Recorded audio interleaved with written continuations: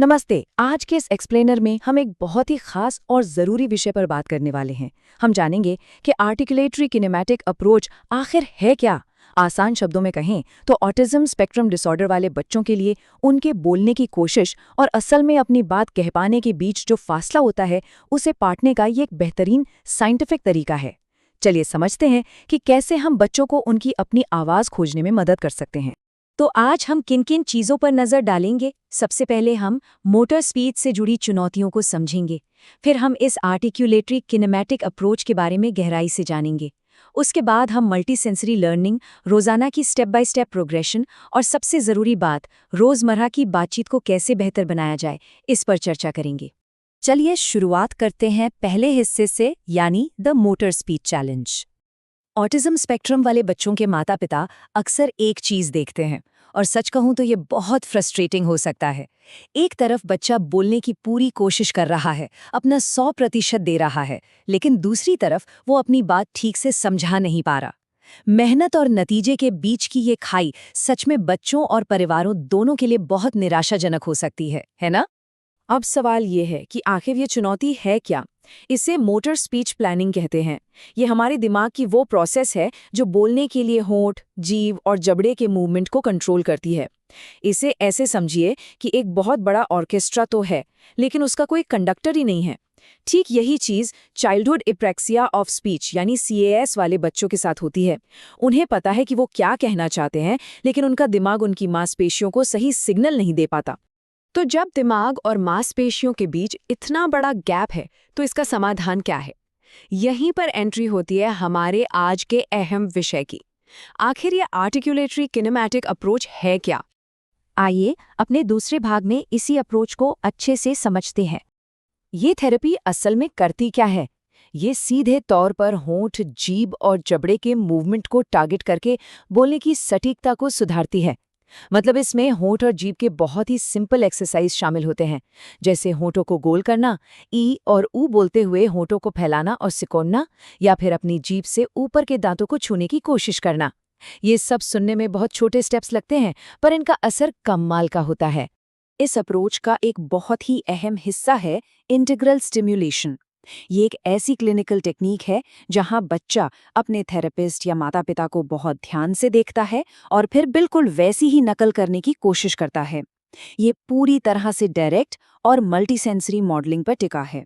और इसका एक बहुत ही प्यारा सा लेकिन बेहद पावरफुल मंत्र है, मुझे देखो, मुझे सुनो, मेरे साथ कहो। सोचिए माता पिता के लिए ये कितना काम आ सकता है। एक गाइड के तौर पर पूरे धैर्य के साथ जब हम इस मंत्र का इस्तेमाल करते हैं, तो बच्चे को एक बहुत ही सुरक्षित और मजबूत माहौल मिलता है जहां वो बेझिझक सीख सकता है। अब आते हैं तीसरे हिस्से पर, मल्टी सेंसरी लर्निंग और क्यूज। देखिए, बच्चों को गाइड करने के लिए मल्टी सेंसरी फीडबैक के 3 मेन तरीके होते हैं। विजुअल यानी देखकर, टैक्टाइल यानी छूकर और ऑडिटरी यानी सुनकर। सबसे अच्छी बात यह है कि आप घर की आम चीज़ों से ही इसे शुरू कर सकते हैं।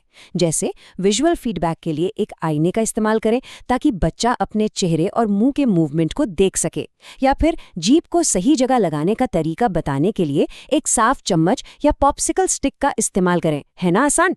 प्रैक्टिकली देखा जाए तो विजुअल और टैक्टाइल संकेतों का एक साथ इस्तेमाल किया जाता है।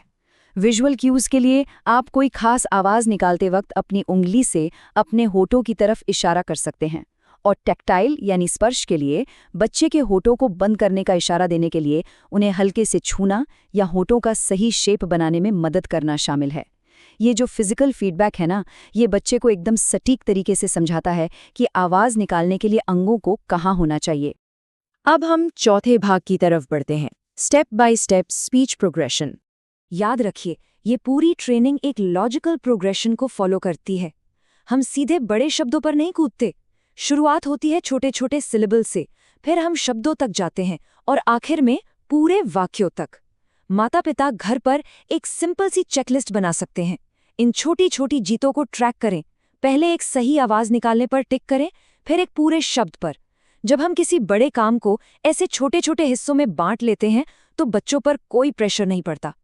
इस पूरे प्रोसेस में एक चीज जो गेम चेंजर है, वो है हाई फ्रीक्वेंसी रेपिटेशन, बार बार दोहराना। इसे कोई बहुत बड़ा टास्क मत समझिए, बस दिन में 10 मिनट की एक प्रैक्टिस रूटीन बना लीजिए। लंबे और थकाऊ सेशंस की कोई ज़रूरत नहीं है। 10 मिनट की ये छोटी मज़ेदार प्रैक्टिस बच्चे के दिमाग में नए न्यूरल पाथवे बनाने के लिए काफ़ी है। यही नियमितता बोलने की स्पीड और सटीकता को पक्का करती है। और अब हमारा 5वां और आखिरी भाग, रोजमर्रा के संचार यानी एवरीडे कम्युनिकेशन को बिल्ड करना। ये अप्रोच ASD वाले बच्चों के लिए इतनी कारगर क्यों है? क्योंकि ये मोटर प्लानिंग को बेहतर बनाती है और सही आवाज़ निकालने की कंसिस्टेंसी बढ़ाती है। ये बच्चे की लर्निंग को इतना मजबूत कर देती है कि वो सिर्फ प्रैक्टिस रूम तक सीमित नहीं रहती। इसी लगातार अभ्यास की बदौलत आपको असल जिंदगी में इसके शानदार नतीजे देखने को मिलते हैं। हमारा अल्टीमेट गोल सिर्फ घर पर 10 मिनट प्रैक्टिस करना नहीं है, बल्कि उन सीखे गए स्किल्स को बाहर की दुनिया में रोजमर्रा की बातचीत में ढालना है। माता-पिता के लिए ये जानना सच में बहुत सुकून देता है कि उनकी ये मेहनत बेकार नहीं जा रही, बल्कि ये उनके बच्चे को रियल वर्ल्ड में इंडिपेंडेंट बना रही है। यहाँ बात सिर्फ कुछ नए शब्द रट लेने या डिक्शनरी बढ़ाने की नहीं है, बिल्कुल नहीं। असली मकसद है बच्चों को एक मजबूत आवाज देना, ताकि वो अपनी ज़रूरतें, अपने विचार और अपनी एक अलग पहचान दुनिया के सामने रख सकें। सिर्फ शब्द बोलने और पूरे कॉन्फिडेंस के साथ अपनी बात कहने में ज़मीन आसमान का फ़र्क होता है। अगर हम लॉन्ग टर्म फ़ायदों की बात करें, तो वो सच में आपकी ज़िंदगी बदल सकते हैं। बोलने में क्लैरिटी आती है, कॉन्फिडेंस आसमान छूता है और बच्चा खुद को एक्सप्रेस कर पाता है। जो बच्चे कम्युनिकेशन की चुनौतियों से जूझ रहे हैं और वो परिवार जो दिन रात उनके लिए मेहनत कर रहे हैं, उनके लिए ये थेरेपी एक तरह से आज़ादी और दुनिया के साथ एक गहरा कनेक्शन बनाने का रास्ता है। तो आज के इस एक्सप्लेनर को हम एक सवाल के साथ खत्म करते हैं। जरा सोचिए, जब आप किसी बच्चे की आवाज को इतनी ताकत दे देते हैं, तो दुनिया के साथ उसका रिश्ता किस हद तक बदल जाएगा। ये सिर्फ एक थेरेपी नहीं है, ये खुद को एक्सप्रेस करने की एक नई उड़ान है। मुझे पूरी उम्मीद है कि आज की इस चर्चा से बहुत से परिवारों को सही दिशा और हिम्मत मिली होगी। हमारे साथ जुड़ने के लिए आपका बहुत बहुत शुक्रिया।